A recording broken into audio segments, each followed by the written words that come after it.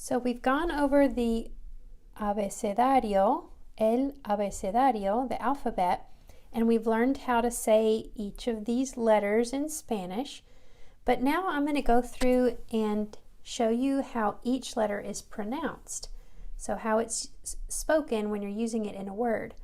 So over here you'll notice the word abeja, which is a bee in Spanish, abeja.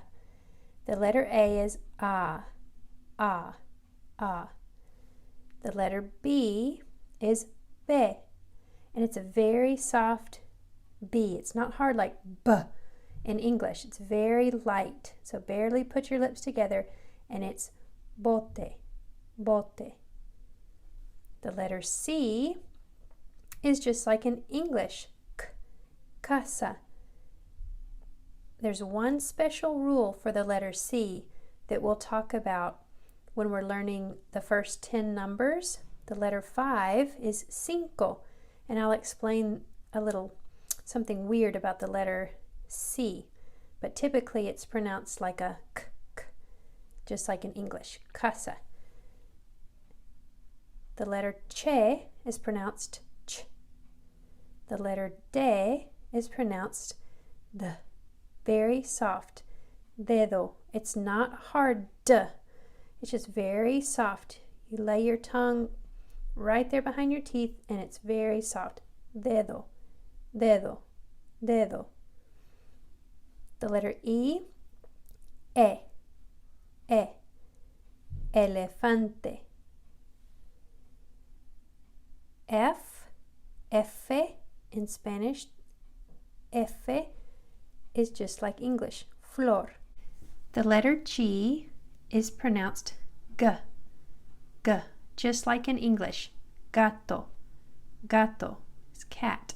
So G is just like in English, G, except for one exception, just like the letter C over here. There's a special rule to the letter C and the letter G that we'll talk about as we go along. But for the most part, G is typically just G. The letter H is silent, so you do not pronounce the letter H. So this word ice cream in Spanish is helado, helado. So you do not pronounce the H. And you'll notice, like we talked about, the letter D over here is really soft. So it's not helado, it's a very soft D. It almost sounds like TH when you say the word bathe, bathe, B-A-T-H-E, bathe. It's not a breathy TH like bath. It's like bathe. Helado, helado. The letter I is pronounced E, igloo, igloo. And you'll notice that when there's an accent over a letter, like on this word igloo, you accent wherever the accent is, igloo. But the I is pronounced like E, E. The letter J is pronounced like an H in English. So jaula, the word for cage is jaula, jaula. My son's name is Josué, Josué, which is Joshua in English, and for people that do not know Spanish, sometimes he gets called Josu or Josue, but the letter J is pronounced like an H. Jaula, not jaula, but jaula, like an H. So the letter J is pronounced like an H. The letter K is just like in English, K, K. The letter L, just like in English, ul. Lapis, lapis, which is pencil. The letter eye or eye is pronounced like a Y, llave, llave, or in some countries it's pronounced more like a j, j, llave, llave, kind of like the English J, llave. M is just like in English, mono, mono. The letter N is just like in English, N, but Enye is pronounced Ny, Ny. Almost like when you say onion or canyon. In Spanish, the letter Enye is Ny, Ñandú. I have never used that word in Spanish, by the way, Ñandú, but hey, there you go. I'm learning something myself. And I don't even know what that animal is. Okay, so we're all learning new things. The letter O is O, oso, oso. The letter P is just like in English, P. The letter Q is K. And the letter Q is always followed by the letter U in Spanish. So whenever you see the Q, more than likely you're going to see a U right after, and it's pronounced like a K. So in this word here, you treat the Q and the U, queso, which is cheese, queso. I like to pretend that they're glued together. The Q and the U are glued together, so it just makes one sound, k, queso. So it's not queso, because you're not going to say the U. It's just attached to the Q and makes a k sound. So Q-U together is just k, queso. The letter R is just like English. Well, no, I take that back. It's not like English. It is pronounced, how do you explain it? Right on the tip of the ridge of your mouth, right behind your teeth, there's a ridge, and it just kind of bounces on that. It's reloj. This is a tricky one because the R, I'm just really confusing you guys. I'm sorry. The letter R, when it starts at the beginning of a word, when the R is the first letter of a word, you actually roll it just like R, the R, reloj. So that's not the best example. They should use a different example. But reloj, let's see, another word like, let's see if there's one on here. Up here, look, nariz. Nariz is an R. It's not nariz, it's nariz.